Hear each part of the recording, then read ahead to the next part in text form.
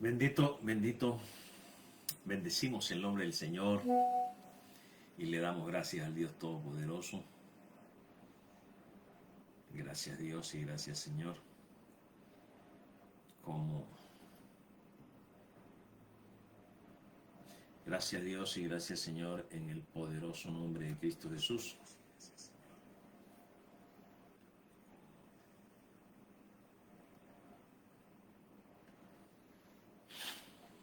Estas notificaciones ahí están molestando.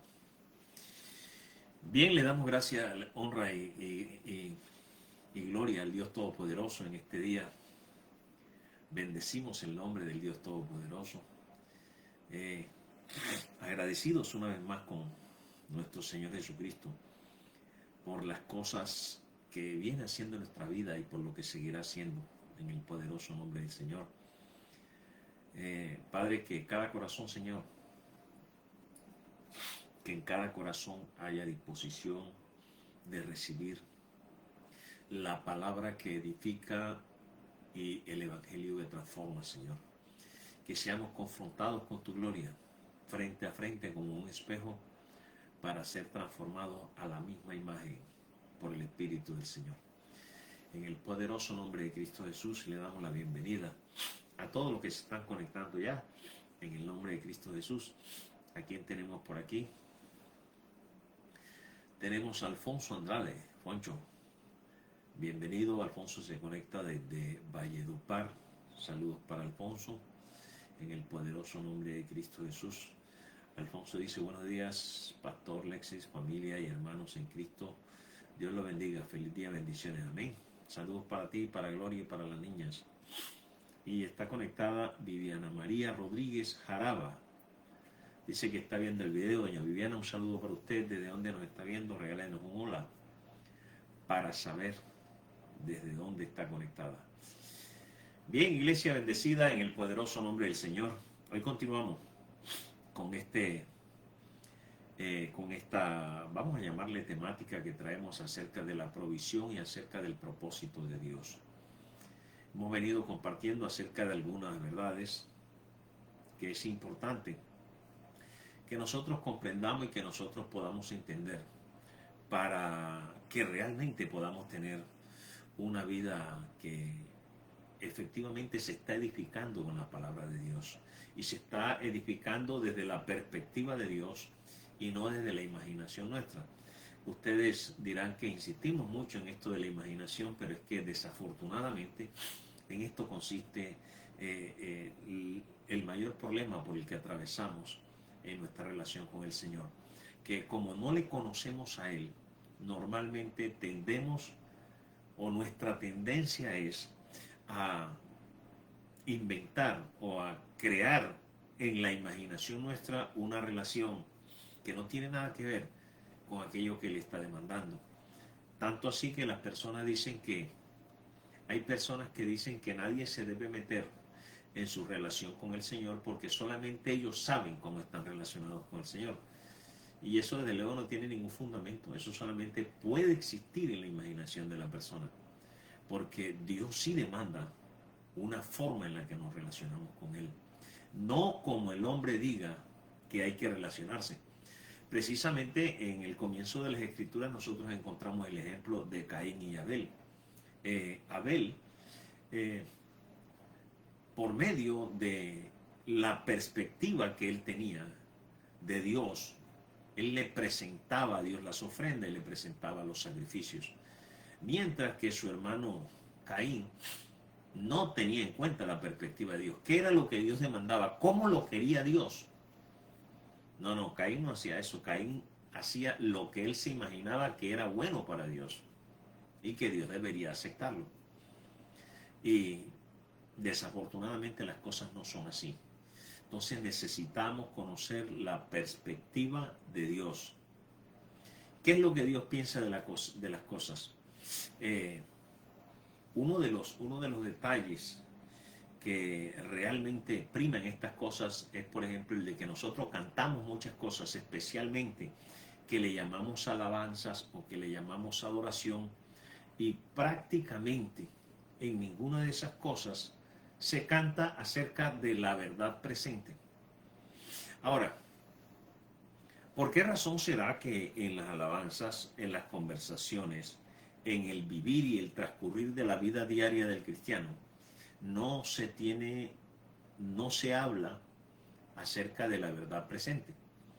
La respuesta es sencilla, porque no se tiene ni la más mínima idea de lo que es esa verdad presente. Entonces, hablando espiritualmente, mi hermano, ¿qué es para usted la verdad presente? Dice el apóstol Pedro en primera de Pedro 1:12, es segunda de Pedro 1:12. Por esto yo no dejaré de recordaros siempre estas cosas, aunque vosotros las sepáis. Yo no dejaré de recordarles estas cosas, aunque ustedes las sepan y estén confirmados en la verdad presente. Voy a seguirle insistiendo esto, hasta que esto esté definitivamente arraigado con un entendimiento en su ser. Eso es lo que está pidiendo el apóstol Pedro. Ahora, ¿por qué insiste el apóstol Pedro en eso? Es importante entonces que nosotros aprendamos a tener, esto es lo que hemos venido viendo, no a ver al Señor desde nuestras propias expectativas. Repito, es importante que entendamos que a Dios no lo debemos buscar desde nuestras propias expectativas o desde las expectativas que nosotros tenemos para Dios, en vez de buscarlo desde las expectativas o buscar cuáles son las expectativas que Dios tiene con nosotros. Esto es lo interesante y lo importante de esto. ¿Cuáles son las expectativas que Dios tiene con usted? No, la gente lo busca al revés. Yo tengo muchas expectativas con Dios. Tengo la expectativa que Dios haga esto, que Dios haga aquello, que Dios haga esto otro, que Dios haga lo siguiente, que Dios haga más esto. Y entonces a eso es lo que le llamamos relación. ¿Y cuál es el resultado? A ver, piensen esto. ¿Cuál es el resultado cuando usted tiene una relación con Dios basado en las expectativas que usted tiene con Él y no en las expectativas que Él tiene con usted? ¿Cuál es el resultado de eso? El resultado es sencillo. Estamos frente a una generación entonces que rechaza el propósito de Dios y vive en una relación con Dios basada en la provisión y no en el propósito. Basada en la provisión y no en el propósito. Le dijo el Señor a aquel muchacho que tenía dinero, aquel muchacho adinerado que dijo que era importante, que él quería seguirlo. Jesús le dijo, si quieres ser perfecto, y la palabra perfecto es completo, maduro, adulto. Si quieres ser perfecto, anda, vende lo que tienes y dalo a los pobres y tendrás tesoros en el cielo, y ven y sígueme. ¿Por qué el Señor le habló de ser completo, de ser maduro? ¿Por qué el Señor le habló de ser adulto? Porque definitivamente nosotros hemos recibido la vida de Dios, pero hemos recibido la vida de Dios y Dios demanda ahora que al estar nosotros en una nueva vida, nosotros debemos crecer. No nos podemos quedar en la infancia, no nos podemos quedar en la niñez espiritual. Tenemos que madurar, tenemos que crecer para poder entender qué es lo que Dios demanda de nosotros o cuáles son las expectativas que Dios tiene con nosotros. Esto es importante porque nosotros necesitamos tener un corazón que le permita a Dios, tener nosotros un corazón que le permita a Dios llevarnos a la plenitud de lo que Él ve, llevarnos a la plenitud de lo que Él tiene para nosotros, llevarnos a la plenitud de su propósito. Eso involucra atrás muchas cosas, eso involucra dejar atrás muchas cosas. Por ejemplo, dejar lo viejo, dejar lo que está muerto para Dios, dejar lo que Dios ha eliminado de nosotros, porque tenemos con Dios una relación que no debe estar basada en la provisión, sino que debe estar basada en el propósito. Necesitamos una relación que tenga que ver, de esto se trata esta enseñanza. Necesitamos una provisión que tenga que ver es con el propósito de Dios, con el propósito de Dios. Y lógicamente, para que nosotros poder entrar a ese propósito, para poder ser traídos a ese propósito, nosotros estábamos allá en Egipto. Precisamente hemos tomado la historia del pueblo de Israel en el libro de Éxodo para hacer un paralelo entre lo que sucedió con el pueblo de Israel y lo que normalmente sucede con nosotros. Hemos tomado entonces para hacer esa relación. Y Dios quería sacar al pueblo de Israel de la esclavitud. Su propósito era ¿cuál? Llevarlo a la tierra prometida para Él mostrarse y Él darse a conocer. Primero los trajo al desierto en donde ellos encuentran vida y llevarlos allá, a la tierra prometida, para que tuviesen una relación con Él.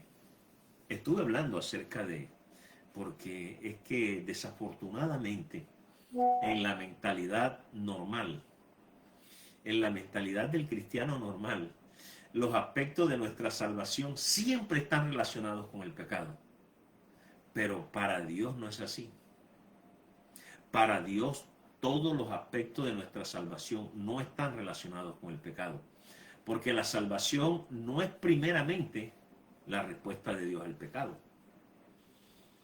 La salvación es primeramente la intención de Dios de sacarnos de donde nosotros estábamos, de redimirnos, de lavarnos, de traernos para que nosotros seamos la expresión del propósito que Él tiene.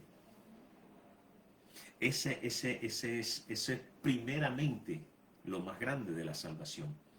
Pero desafortunadamente siempre que estamos hablando de la salvación, las personas lo relacionan únicamente con el pecado. Y la salvación está relacionada con algo mucho más grande que el pecado. Sí, Dios tenía que sacarnos de allá.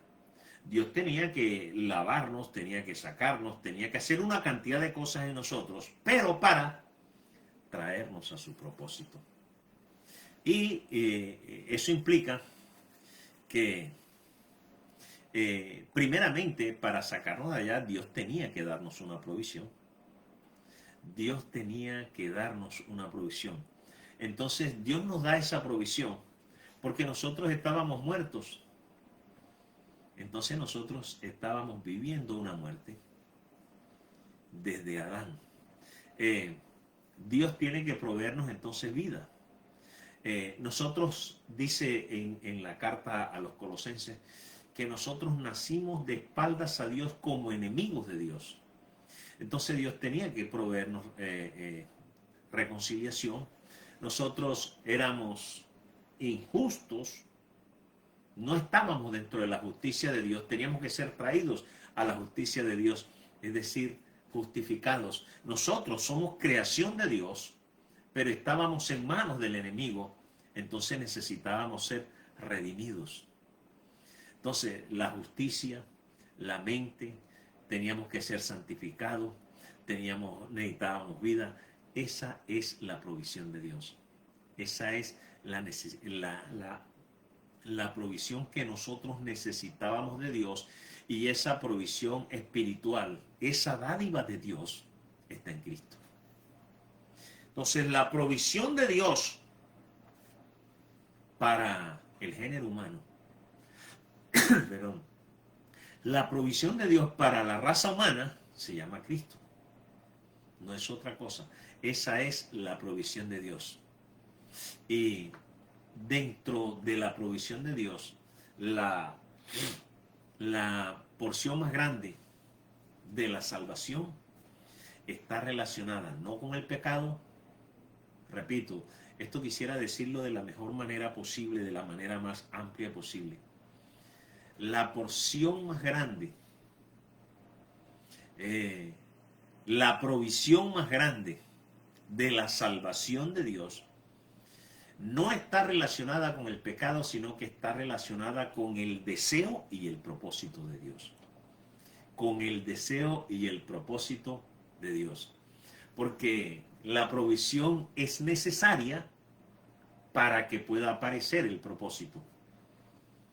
De eso estuve hablando el domingo anterior. Es necesaria entonces la provisión para que posteriormente pueda aparecer el propósito. Porque hay propósito, hay provisión y hay propósito. Pero las dos cosas no son lo mismo. Cuando usted está hablando de provisión, está hablando de una cosa, y cuando usted está hablando de propósito, está hablando de otra cosa. Entonces, la provisión es nuestra, la provisión la hacemos nuestra, la provisión se convierte en una experiencia de vida, en una realidad para nosotros, cuando nacemos de nuevo. Cuando nosotros nacemos de nuevo, y cuando nosotros nacemos de nuevo, Dios se convierte en nuestro Padre y Cristo se convierte en nuestra vida. Ahí llega la provisión. Eso es provisión. Una vida que no es nuestra vida. Justicia, sabiduría, santificación, adopción y resurrección. Esa es la provisión de Dios. Ahora, luego viene el propósito, ¿verdad? Y quiero aclarar lo siguiente. El propósito no es lo que Dios nos da. El propósito es la razón por la cual Dios nos da la provisión. Repito, el propósito no es lo que Dios nos da, sino la razón por la cual Dios nos da la provisión. Dicho de otra manera, el propósito no es lo que Dios le da a usted. El propósito es la razón por la cual le está dando eso. Por eso, si nosotros no conocemos el propósito de Dios, al experimentar lo que Dios nos da, repito, si nosotros no conocemos el propósito de Dios, o si no entendemos mejor la relación que hay entre lo que es provisión y propósito, la diferencia que hay entre provisión y propósito, quiero ser claro en esto. El propósito es la razón por la cual Dios te da lo que te da, desde lo espiritual, que es lo más importante. El propósito es lo que Dios le da a usted. El propósito no es lo que Dios le da a usted, sino la razón por la cual Dios se lo da. Entonces, nosotros no conocemos el propósito de Dios al experimentar lo que Dios nos da. Escuche bien. Usted no conoce el propósito de Dios porque está experimentando lo que Dios le dio. Estoy experimentando, bueno, sí sabe de lo que estoy hablando, de lo que es experimentar. No son, como le llaman por ahí en las canciones, de todo tipo, experiencias espirituales. Yo no estoy hablando de eso. Yo estoy hablando de experiencias reales en el corazón. Una experiencia real y verdadera en el corazón. no a lo que llamo aquello que me eriza el vello, aquello que me hace elevar, ese tipo de experiencia, de eso jamás hablo yo. Yo hablo de la experiencia real y verdadera, cuando usted se da frente a frente con una verdad de Dios y usted siente que esa verdad de Dios entra en usted y se hace real en usted y se vuelve vida en usted. De esa es la experiencia de la que yo estoy hablando aquí. Entonces, cuando nosotros conocemos o cuando nosotros experimentamos la provisión, eso no nos lleva a conocer el propósito. Entonces, ¿cuándo conocemos nosotros el propósito? Conocemos el propósito cuando comenzamos a experimentar el lugar a donde Dios nos ha llevado. Fíjate, dice Colosenses, nos libró de la potestad de las tinieblas y nos trasladó al reino de su amado Hijo. Nos libró de la potestad de las tinieblas y nos trasladó al reino de su amado Hijo. ¿Qué sucedió ahí? Dios nos ha traído a otro lugar. Entonces, cuando nosotros comenzamos a experimentar ese lugar al que Dios nos ha traído, ahí comenzamos nosotros a conocer el propósito. Cuando comenzamos a experimentar el lugar a donde Dios nos ha traído, ahí es donde nosotros comenzamos entonces a conocer ese propósito de Dios. Yo creo que, la manera más fácil de decirlo es, el propósito no es lo que Dios le da a usted, sino el por qué se lo da. El propósito no es lo que Dios le da a usted. El propósito tiene que ver con el por qué Dios se lo da. Porque es que Dios tenía un propósito mucho antes de que usted y yo naciéramos, desde la fundación del mundo. Y usted lee Efesios 3:11 y habla de que Dios desde la fundación del mundo en Cristo y con Cristo tenía un propósito que en la Biblia se le llama propósito eterno. Solamente que llegó lo que llegó y como que hubo que dejar por un instante ese propósito ahí mientras Dios hacía lo que había que hacer para solucionar lo que el hombre había descompuesto. Entonces el propósito no está en lo que Dios le da a usted, sino en el sino en el por qué se lo da. Así que Dios creó este universo. Dios creó todo lo que hay en este universo, lo creó con un propósito. Lo creó con un propósito. Pero usted sabe que vino una caída y con la caída se presentó un problema demasiado grande. Dios arregla el problema entonces a través de la salvación. El problema de la caída del hombre, Dios lo arregla con la salvación. Y al arreglar el problema de la caída con la salvación, entonces Dios continúa con el propósito. Ahora, fíjese, nosotros nos hemos quedado solamente en la parte de salvación. Solamente. Y estoy hablando que dentro de todo el contexto de lo que es salvación, lo que está relacionado con el pecado, que es en donde nos gusta quedarnos y en donde se ha quedado el 99% de esta población hablando de esas cosas toda la vida y nunca han podido pasar a lo que es el propósito eterno de Dios.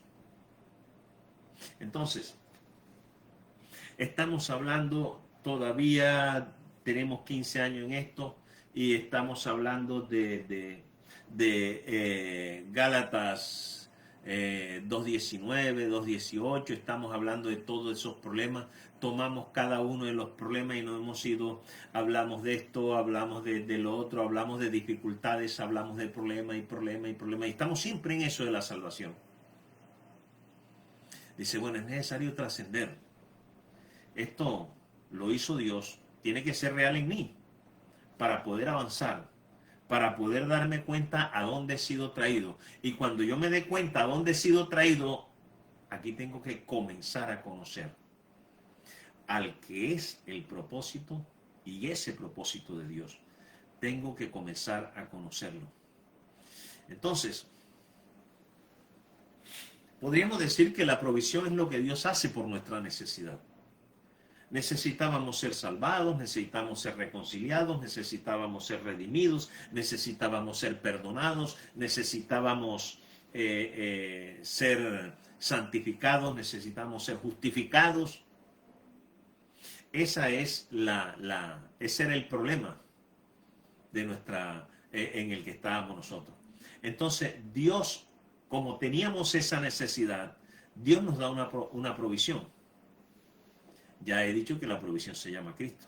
Ahora, el propósito eterno tiene que ver con la razón por la cual Él nos dio, Él nos libró del pecado, por la cual Él nos perdonó, Él nos lavó con su palabra, Él nos dio su espíritu, Él cambió nuestro corazón, la razón por la cual Él nos ha dado la mente del Hijo, la razón por la cual nos ha justificado, la razón por la cual nos está santificando. Esa es la provisión, y la razón por la que hizo esas cosas tienen que ver con el propósito. Tienen que ver con el propósito. Porque primeramente Él nos ha reconciliado. Si nosotros nacimos enemigos en nuestro corazón de Dios, Dios nos reconcilió. Dice que Jesucristo andaba reconciliando al mundo. Andaba reconciliando al mundo por medio de la cruz. Eso es lo que vemos, por ejemplo, en la historia del pueblo de Israel, en el Éxodo. Dios los trae al desierto. Y Dios los trae al desierto después que ellos pasaron en la noche por la puerta ensangrentada, que tiene que ver con la cruz. Y los trae Dios al desierto para tener una reconciliación, para reconciliarlos con Él, reconciliarse con ellos. El pueblo de Israel estaba totalmente perdido. Así que la reconciliación no era el propósito, pero ellos necesitaban ser reconciliados para traerlos a ese propósito. Ellos necesitaban ser justificados. Nosotros fuimos justificados en la cruz por medio de la sangre de Cristo, por medio de la sangre del Cordero. Esa misma sangre, podríamos decir, en representación, fue la que los justificó a ellos allá en Egipto para poder salir por esa puerta ensangrentada, atravesar ese mar, ¿verdad? Y entrar al desierto, en donde Dios estaba esperándolos para mostrarse a ellos, para darle la vida que no tenían en Egipto, para ese tipo de cosas. Entonces, hay un detalle aquí en donde la mayoría de gente se pierde y comienza a preguntar. Y la gente comienza como a cuestionar. Entonces, ¿qué es lo que pasa? Porque la gente se confunde con esto. Si la justificación y la reconciliación no son el propósito de Dios, ¿cuál es el propósito? Si la justificación y la reconciliación no son el propósito de Dios, entonces ¿cuál es el propósito? Eso confunde a la gente. Ahora, como cuando nosotros leemos Éxodo 12, y ahí se narra toda la historia de la Pascua, donde comenzó la Pascua, cuando hubo que sacrificar al cordero, cuando si una familia no era suficiente para comerse el cordero, tenían que reunirse varias familias. Ellos sacrificaban el cordero, salían, se pintaban los dinteles de la puerta con la sangre del cordero, se pintaban los postes con la sangre. Nosotros conocemos esa historia, ¿verdad? Eso simboliza algo. Eso simboliza que cuando ellos entraron por esa puerta ensangrentada, ellos entraron a la muerte.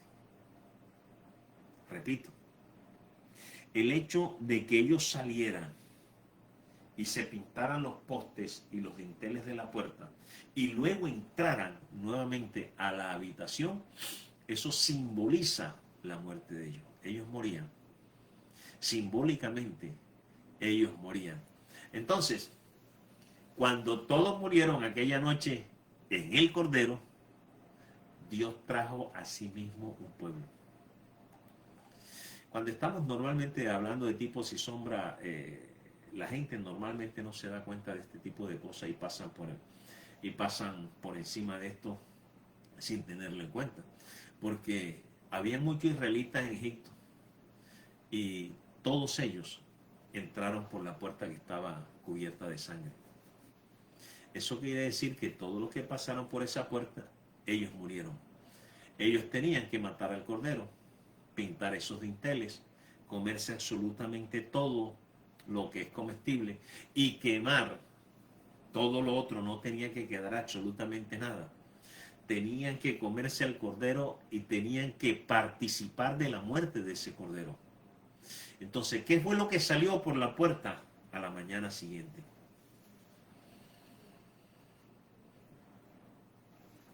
Entraron, figurativamente mueren. Entonces, por la mañana, ¿qué es lo que sale por esa misma puerta? Por la mañana, dice el Señor, sale un solo hijo, un nuevo hombre. Un solo hijo, un nuevo hombre. Mire de lo que estoy hablando figurativamente. Éxodo 4:22 dice: y dirás a Faraón, Jehová ha dicho así, Israel es mi hijo, mi primogénito. Dios no dijo, ellos son mis hijos. No, Dios dijo, Israel es mi hijo. Porque ante los ojos de Dios, Israel no son muchos viviendo para uno, sino que es uno viviendo en muchos. Así que Dios toma muchos, los pone en la muerte y sale uno solo. Al día siguiente sale Israel como un nuevo ser, como un nuevo hombre. Israel mi hijo, Israel mi primogénito. Ahora, para nosotros, esta representación nos la hace el apóstol Pablo para nosotros en la carta a los Efesios, el capítulo 12, el versículo 13. Dice, pero ahora en Cristo Jesús, vosotros los que en otro tiempo estabais lejos, habéis sido hechos cercanos por la sangre de Cristo. Nosotros, los gentiles, estábamos lejos. Nosotros no somos judíos. Dice, porque Él es nuestra paz. Bueno, esto es interesante, porque dice que Él es nuestra paz. Dios no nos da una cosa a nosotros que se llama paz. Dios no nos da una cosa que se llama paz. Dios nos da una persona que es la paz. Él es la paz, porque solo en Él tenemos vida y solamente en Él tenemos al Espíritu. Dice, porque Él es nuestra paz, que de ambos pueblos, bueno, aquí está hablando de pueblo judío y pueblo gentil. Podríamos decir que la tierra estaba dividida en esos dos grupos. El grupo de los judíos y el grupo de los gentiles. Todo el que no fuera judío era gentil. Ahí estábamos nosotros. Yo por lo menos no soy judío. Yo estaba en el grupo de los gentiles. Ese fue el grupo que reconcilió el Señor, porque eran enemigos entre sí, los gentiles con los judíos. Dice el Señor que de ambos pueblos hizo uno, derribando la pared intermedia de separación, aboliendo en su carne las enemistades, la ley de los mandamientos expresados en ordenanzas, para crear en sí mismo de los dos un solo pueblo, un solo hombre, haciendo la paz. Mira, empieza por ahí. De los dos grupos de personas que habían, de gentiles y de judíos, Dios hace un solo hombre. Y de los dos, un solo y nuevo hombre haciendo la paz. Fue lo que sucedió allá. Allá al día siguiente, como Dios le llama en Éxodo, le llama Israel mi hijo. No estoy viendo 2 millones de hijos aquí, no. No son muchos viviendo en uno. Es el uno, es el Cristo viviendo en todos. Uno solo viviendo en todos.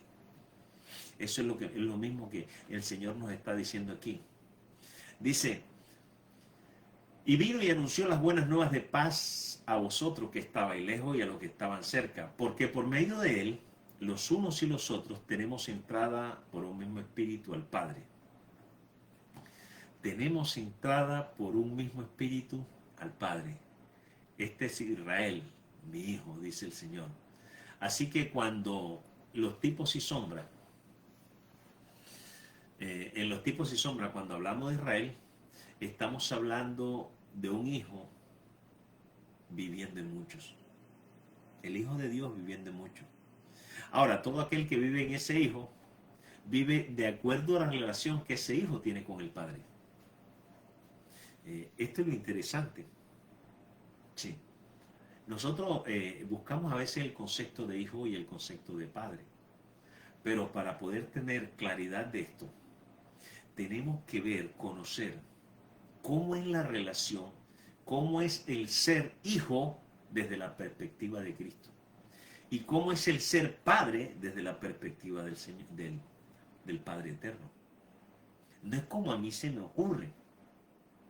No, es que para poder ser, para poder enseñarle a otro qué es lo que es un padre, hay que enseñarle primero qué es Cristo qué es un hijo, hay que enseñarle primero qué es Cristo como hijo.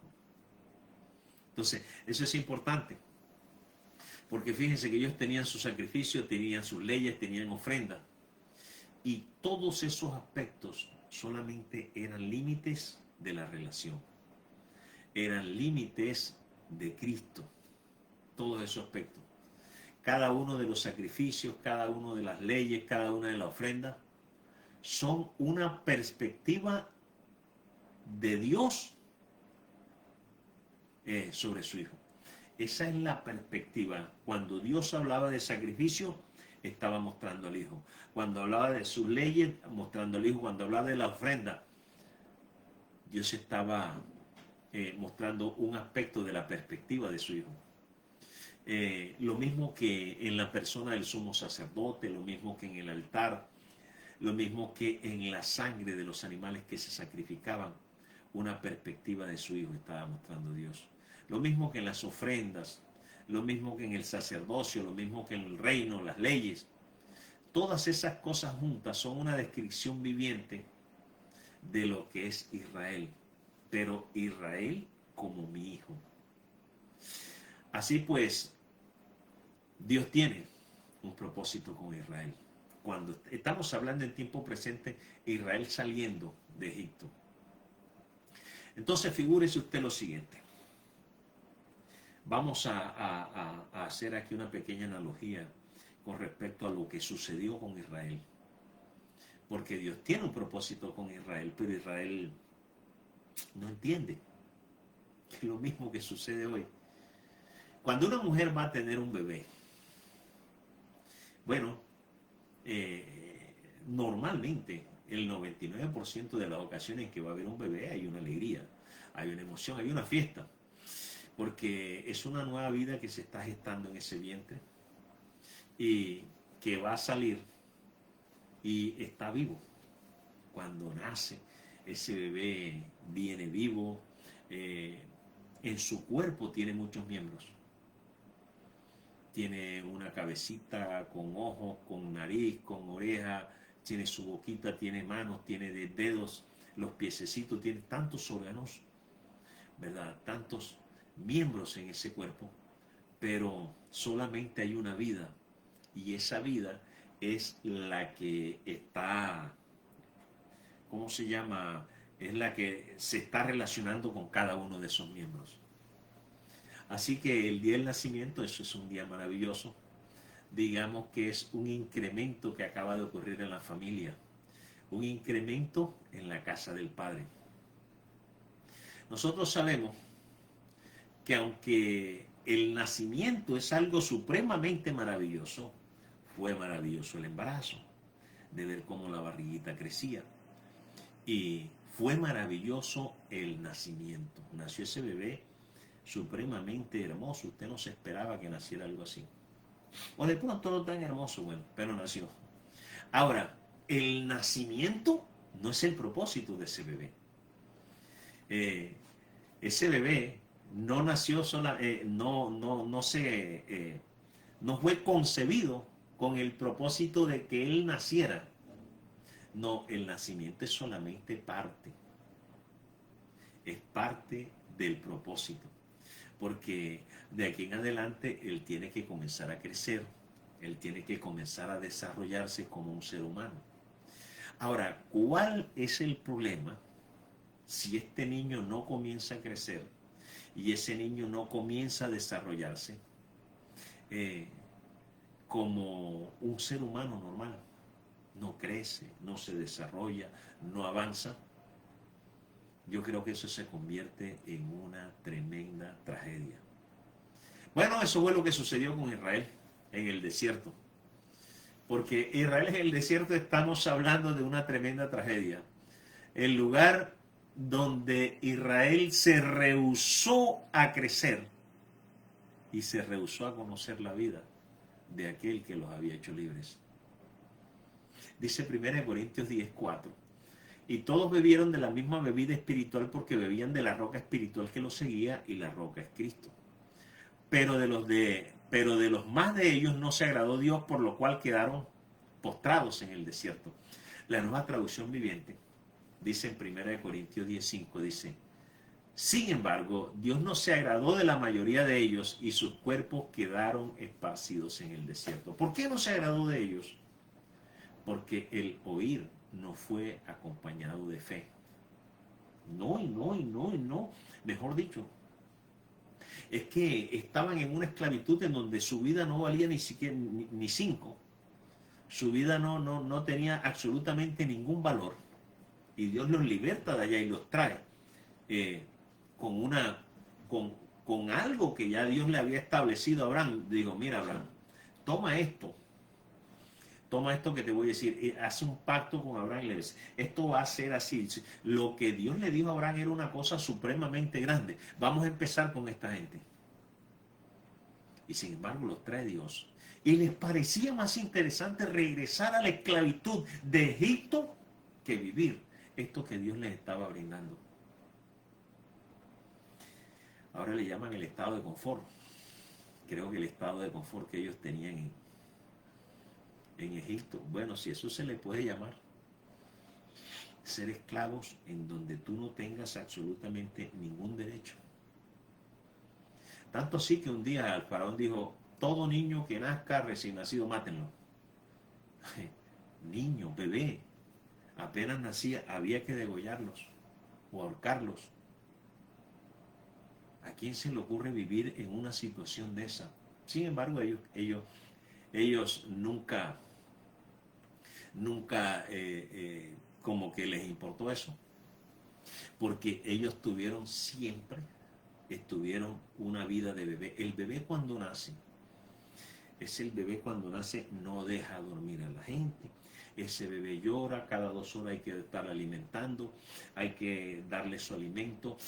La relación que él tiene con sus padres es por medio de sus necesidades. Si él tiene hambre, llora. Si él quiere, ni siquiera sabe que quiere agua, no sabe cómo decir, ni siquiera sabe para qué son sus manitos, ni nada en su cuerpo, no sabe absolutamente nada de ese bebé. Sin embargo, los padres están ahí para proveerle todos esos cuidados y todas esas cosas que él necesita en la medida en que él vaya creciendo. Ahí tiene a esos padres que le van a brindar la provisión necesaria. Bueno, eso era lo que sucedía con este pueblo de Israel. Porque lo único que le pareció a Israel que lo podía relacionar a ellos con Dios era basarse en cada una de sus necesidades. Entonces siempre se estaban quejando. Esto de la queja es supremamente terrible. Siempre se estaban quejando. Esa relación que ellos pretendían tener con Dios siempre era con base en la queja, siempre era demandando el favor de Dios, siempre. Oye, le decía, venga, usted tiene que crecer. Ellos no tenían ninguna comprensión de la vida que ellos tenían en ese momento, del potencial que ellos tenían en ese momento. Ni siquiera sabían hasta dónde podían dar o podían llegar. Fíjense que en Números 4:22 dice el Señor, todos los que vieron mi gloria y mis señales que he hecho en Egipto y en el desierto y me han tentado ya 10 veces y no han oído mi voz. Números 4:22. El Señor dice que lo habían tentado 10 veces. Y dice algo peor, ni siquiera me han escuchado. En el versículo 23 dice, no verán la tierra de la cual juré a sus padres. No, ninguno de los que me ha irritado la verá. Porque fíjense, 9 veces toleró Dios, porque eso era permanentemente. Y estas 10 veces que Dios habla es de cuando lo hacía todo el pueblo. Era que todo, aquí no estamos diciendo de que uno de los habitantes se quejó y 10 se quejaron. No, no, era que esto era la masa total quejándose. Ahí no están contados los que siempre vivieran quejándose en su casa, lo que aquí no se escribió. Porque ténganlo por seguro que había gente lamentando todos los días, ay, estuviera allá, ay, allá comíamos mejor, ay, allá teníamos esto. Oye, increíble, increíble todas esas cosas, porque Dios al principio toleró esa relación con ellos que estuviera basada en la provisión. Señor, no tenemos agua. Iluminó a Moisés para que lo llevara por aquí, lo llevara por allá, golpeara una roca, porque hasta eso hizo y la roca salía agua. Leí que esa roca que a ellos los estaba, la roca los seguía, dice, y esa roca era Cristo, Dios detrás de ellos. Imagínense, bueno, eso lo soportó Dios por un tiempo, pero y en medio de ese tiempo Dios siempre trató de enseñarles a ellos quiénes eran ellos. Ay, bendito el nombre del Señor. Así que Dios no hizo el juramento de una. Salieron de Egipto, ustedes no van a entrar, no, no, no. Tuvo que pasar un tiempo y un tiempo y un tiempo y un tiempo en el que definitivamente, imagínense, si alguien como Dios ya toma una decisión de esa, porque Dios no juzga por las apariencias, Dios no juzga por lo que aparentemente me están dando a entender. No, Dios ve el corazón. Dios vio el corazón de todo ese pueblo. Y Dios, esta gente no lo va a hacer. Esta gente no va a ser posible con ellos. Entonces no van a entrar a la tierra que les he prometido. Todos estos que están negativos, todos estos que me han ignorado, no me han escuchado, me han irritado, dice el Señor, ninguno de estos va a entrar. Entrará la generación de ellos. Ninguno que tenga 21 años para antes va a entrar allá, porque estos han sido los rebeldes. Así fue como todo se inició. Entonces, ellos nacieron de nuevo. Estoy diciendo que cuando ellos salieron de allá, básicamente al pasar por la puerta ensangrentada, dice, salió un nuevo hombre. Salió un nuevo hombre, un hijo en cada uno, el Hijo de Dios en cada uno de ellos. Así que ellos nacieron de nuevo, pero nacieron con un montón de ideas erróneas. Tanto así que lo primero que se les ocurrió fue hacer un becerro y decir, este es Dios, este es el Dios que nos sacó de allá. Imagínense si tenían ideas erróneas, si tenían imaginaciones. Afortunadamente Dios es fiel y Dios siempre fue fiel a la perspectiva de quiénes eran ellos, por qué Dios los había creado a ellos. Así que Dios continuó mostrándole la realidad, esperando a que crecieran, esperando a que dejaran de llorar para que le dieran la leche cada hora. Estaba tratando con unos niños, literalmente. Dios estaba esperando que ellos dejaran sus propias necesidades personales y empezaran a enfocarse, a ocuparse en quiénes eran ellos. Primeramente para que después, posterior y eventualmente se enfocaran en lo de Dios. Pero nada de esto sucedía. Porque Dios tenía un propósito aún en Egipto. Y ese propósito incluía sacarlos a ellos de allí. Que un hijo saliera de la muerte, que un hijo saliera de la esclavitud, para que se convirtiera en la gloria de su padre, para que viviera como la expresión de la voluntad de Dios y de la gloria de Dios y del reino de Dios. Eso era lo que Dios pensaba hacer con ellos.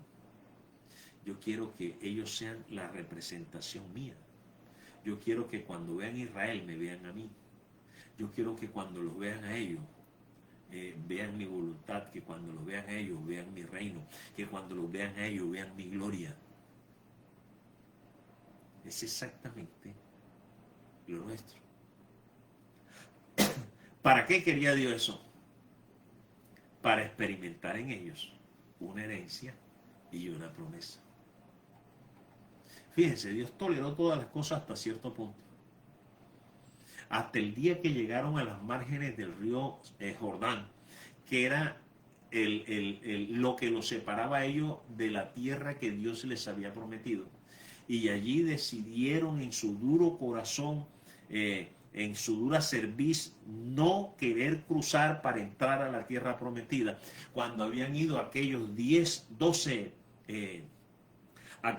espías a mirar las tierras y vinieron con la historia de que no se podía. Y entonces todo el mundo ese día lloró y maldijo a Dios ese día. Qué cosa tan impresionante. Y se quejaron contra Moisés y contra Aarón y todos los hijos de Israel. Todos los hijos, dice. Números 14:2. Y les dijo toda la multitud: ojalá muriéramos en la tierra de Egipto o en el desierto, ojalá muriéramos. Si usted se lee el capítulo 14 de Números, en el capítulo 14 de Números está narrada toda la cantidad de barbaridades que esa gente habló contra Dios.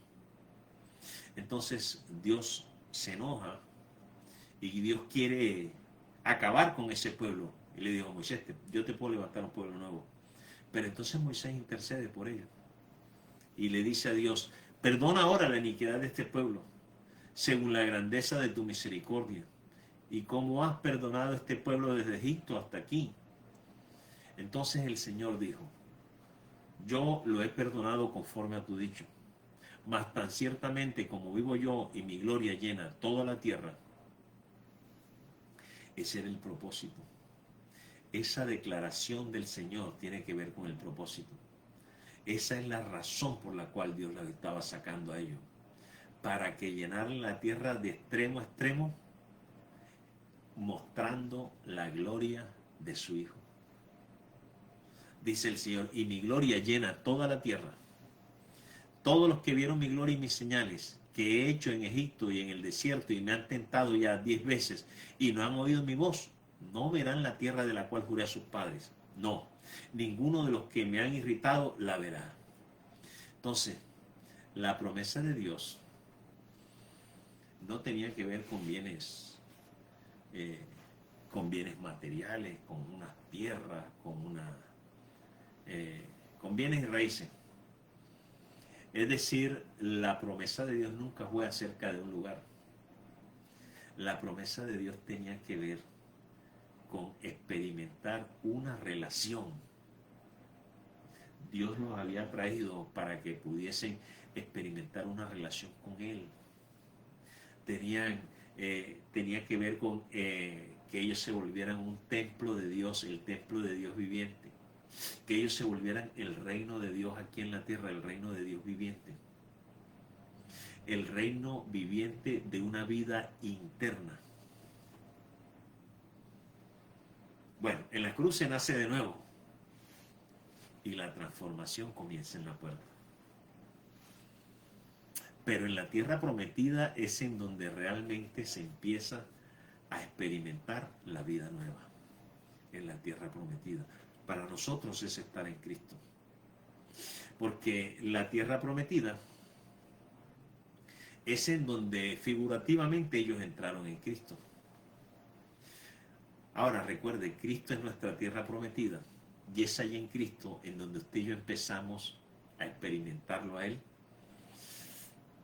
y a experimentar todo lo que es esa tierra. Todos esos beneficios de los que se habla en Deuteronomio que tenía esa tierra, si usted lee Deuteronomio va a encontrar no menos de entre 20 y 24 cosas supremas que tenía esa tierra. Pero eso habla de Cristo.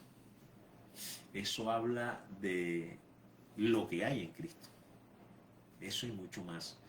Dios estaba mostrándoles en un cuadro natural algo supremamente mucho más grande, algo que nosotros íbamos a hallar en Cristo.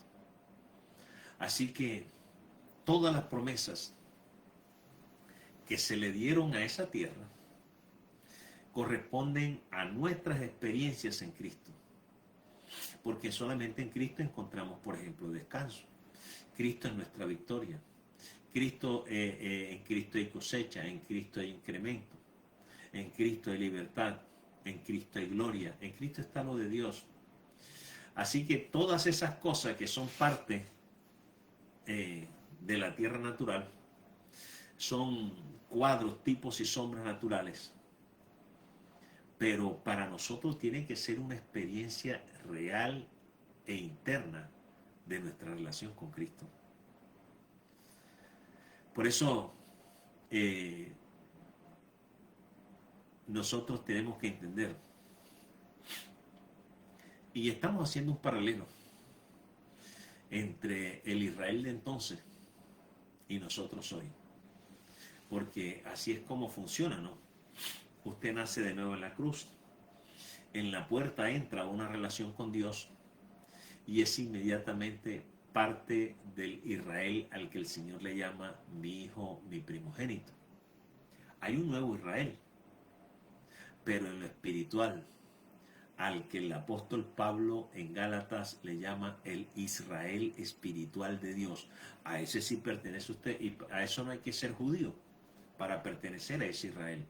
Ni el pertenecer a ese Israel nos hace judíos.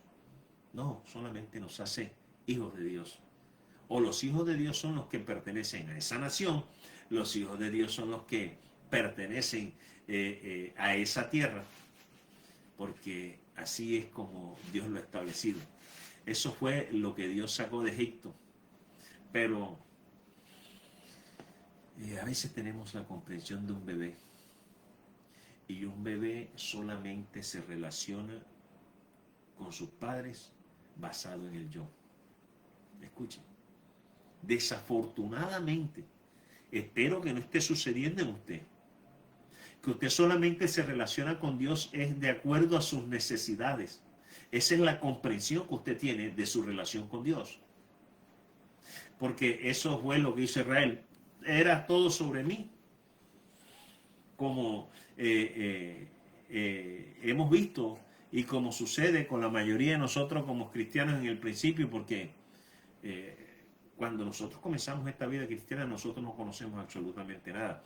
Ni quiénes somos, ni de dónde estamos, no conocemos absolutamente ninguna de esas cosas, pero luego se necesita crecer, se necesita madurar, porque la provisión no es algo malo, la provisión es buena.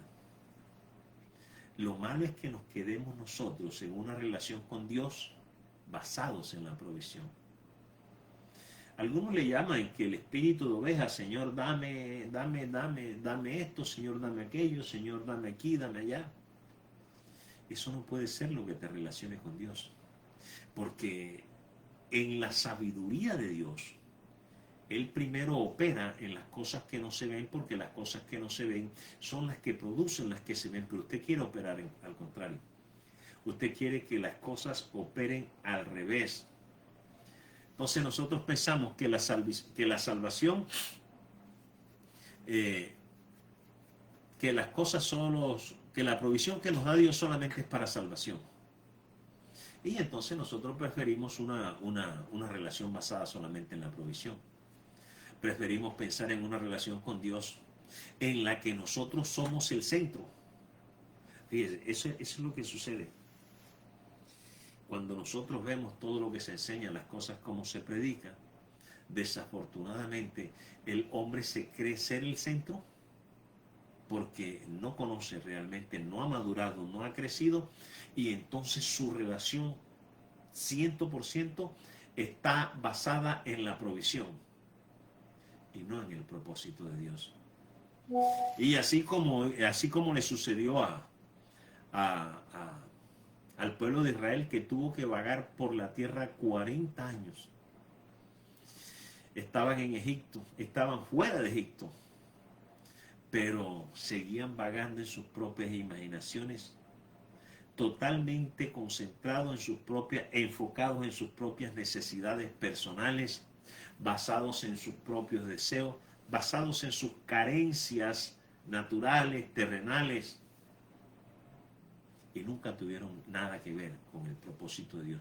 ¿Por qué nos sacó Dios de allá? Pudo habernos dejado allá. ¿Qué es lo que se propone Dios? ¿Qué es lo que busca Dios? ¿Por qué Dios un día en donde yo estaba, unos haciendo unas cosas, otros haciendo lo otro, lo que quiera que usted estuviera haciendo? ¿Por qué Dios lo voy a sacar de allá? Ah, porque Dios quiere llenar el cielo de...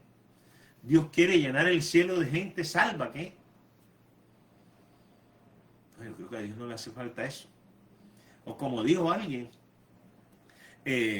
van a ser más los salvos que los que se pierdan, porque si van a ser más los que se pierdan que los salvos, entonces Dios está perdiendo. ¿Dios está perdiendo qué? Esto tiene que ver es con el propósito de Dios. Con el propósito de Dios. Nosotros podemos vivir nuestra vida como cristianos aquí en la tierra, como lo hicieron ellos. Vivieron en el desierto durante todos esos años, 40 años, y nunca pudieron entrar a la comprensión de la relación a la que Dios los había traído. Fíjense que la provisión nunca se acabó. El vestido nunca se les desgastó.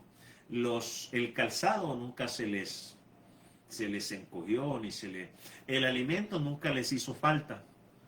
El agua siempre la tuvieron. O sea que la provisión siempre estuvo ahí. Murieron con los estómagos llenos de provisión y murieron con el corazón vacío del propósito de Dios. Yo creo que esto debería movernos a nosotros un poquito, porque solamente un par de ellos, que fue Josué y Caleb, tenían su corazón en la tierra prometida. De 12, solamente 2. De 12. Ellos sí entraron al propósito de Dios. Porque recuerde que 12 salieron a explorar y solo Josué y Caleb fueron los únicos que dijeron que sí se podía. Los otros temían perder la vida. Ellos dijeron que eso les iba a costar la vida, pero ellos sabían de qué están hablando. Lo que no saben esos días era que ellos ya habían perdido la vida cuando pasaron por la puerta el día que salieron de allá de Egipto. Porque Josué y Caleb, en vez de estar pensando en que iban a perder la vida, estaban pensando en disfrutar esa gloria de Dios. Los otros 10 pensaban que tenían algo de sí mismo que ellos podían perseverar. Ellos querían mantener la relación que tiene un bebé, seguir relacionándose con Dios por medio de seguir relacionándose con Dios por medio de la provisión. Dice el Señor en Mateo 16:25, porque todo el que quiera salvar su vida la perderá, y todo el que pierda su vida por causa de mí la hallará. Ven acá, ustedes murieron el día que salieron de allá de Egipto, pasaron por esa puerta, ese día murieron. Pero los únicos que entendían de eso por Dios fueron Josué y Caleb. El resto no tenían idea. Pero nosotros no tenemos que perder. Nosotros tenemos mucho que ganar. La gloria de Dios está frente a nosotros. Es muy triste, ¿verdad? Porque cuando ellos rehusaron entrar, Dios no dijo, bueno, por lo menos los traje hasta aquí. O Dios no dijo, bueno, por lo menos hice algo para que hacerme notar. No. Es increíble que usted pueda decir algún día, bueno, por lo menos soy salvo. He sido cristiano por 40 años y no he crecido ni 1 milímetro, pero por lo menos soy salvo. No, eso no es lo que Dios quiere.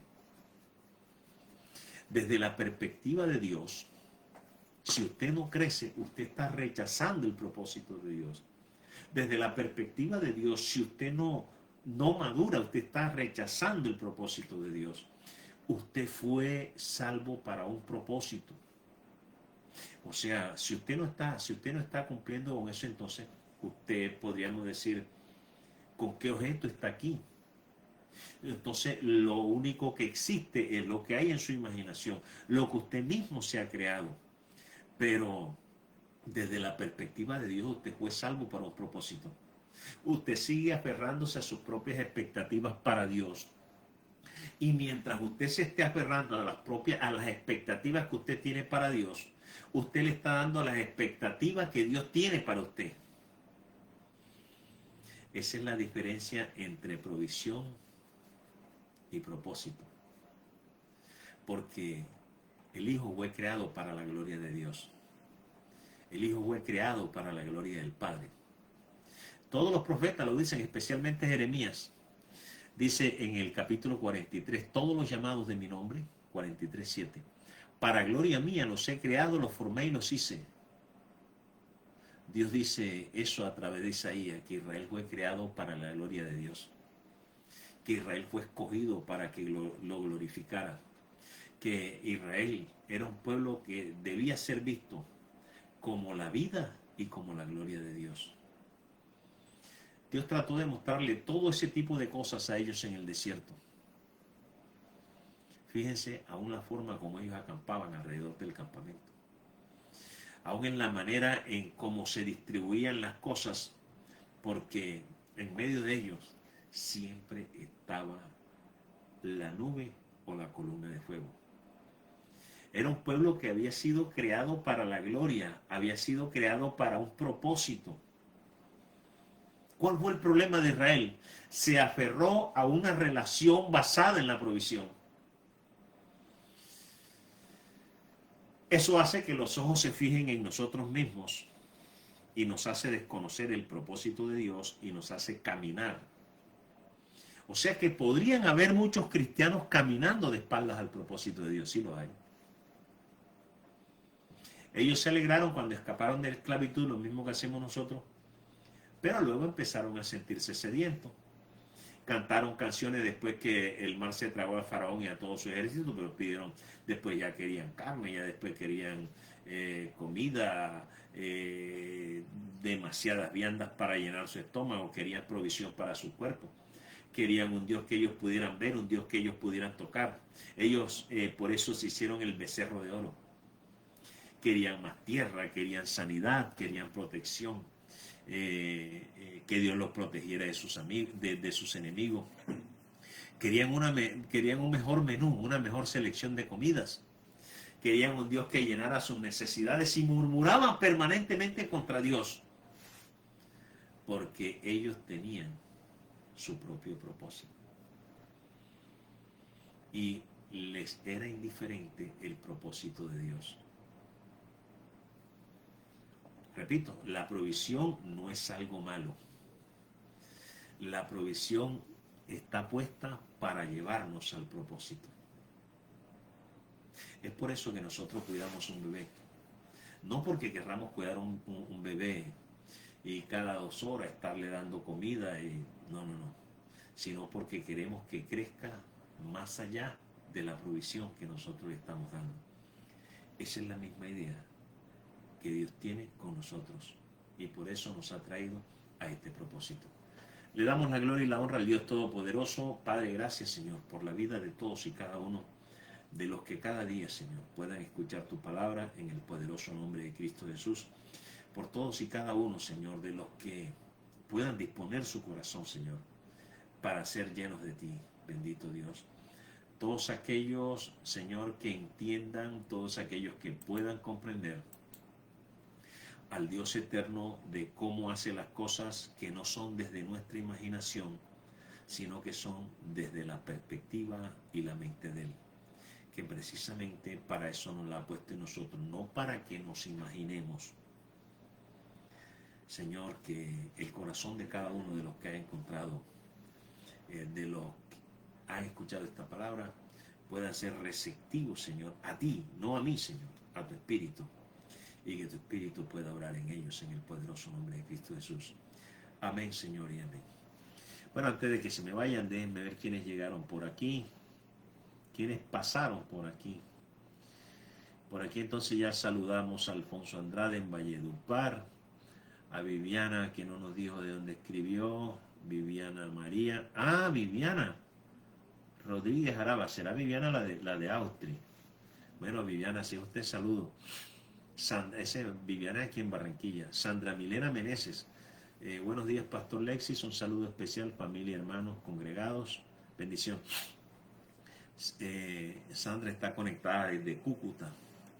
Amira Judith Pacheco, pastora del ministerio aquí en Barranquilla. Alfonso Andrade. Luisa Ferreiro. La hermana Luisa se conectó. La hermana Luisa está en Argentina. Saludos, hermana Luisa. Hombre, en el nombre del Señor. Hermana Luisa Ferreiro. Está en Buenos Aires, hermana Luisa. Saludos para usted. Alfonso Andrade. Valledupar. Kay Allen. Kay, de donde está conectado, avísenos, por favor. Django Ustaris Daza. Django Ustaris. Ustaris Daza es como apellido de Guajiro del Valle. Saludos para allá. Judy Rodríguez. Saludos para Judy. ¿De dónde él conectó? Astrid Ciado Ávila. La pastora Astrid. Saludos para usted, pastora Astrid. Josué Nicole. Saludos para Josué Nicole, de donde lo esté viendo. Judy Rodríguez. Judy, un saludo para usted. En el poderoso nombre de Cristo. Clar Díaz Pineda. El psicólogo, dice, en Santa Marta está conectado. Judy Rodríguez, Viviana, Sandra Milena, Judy, Jorge Núñez. Saludos para el pastor Jorge, para usted y para todos los suyos en el poderoso nombre de Cristo Jesús. Wilson Acosta, don Wilson, ¿desde dónde nos escribe? Un saludo para usted y para los suyos. Fabi Pacheco, desde Toluca, en México, está conectada. Tomás Darío Gutiérrez Hinojosa, santo. Un saludo para el maestro Tomás Darío. Cuánto gusto por lo menos verlo por aquí. Tomás Darío Gutiérrez Hinojosa. Un saludo para usted. Wilfrido Navarro Aguas. Vea, ese es mi cuñado. Allá en Cincelejo. Saludos para Wilfredo. María Piedad Salinas Mato. La propia Pía. Pía, saludos para ti y para todos los tuyos en Santa Marta. Wilfredo está en Montería. Y Giselle Araujo, pastora Giselle, un saludo para usted en el poderoso nombre de Cristo Jesús. Aquí en Barranquilla creo que está Giselle. Bueno, familia, mi gente bendecida, sabes que tenemos una cita el día jueves 7:30, el viernes 7:30 tenemos un estudio bíblico. Si usted se quiere unir con nosotros, pues escríbanos y le mandamos el link. Y el domingo a las 11 de la mañana compartir. Le damos la gloria y la honra al Dios Todopoderoso. La bendición está en ustedes y se llama Cristo Jesús. Amén y amén.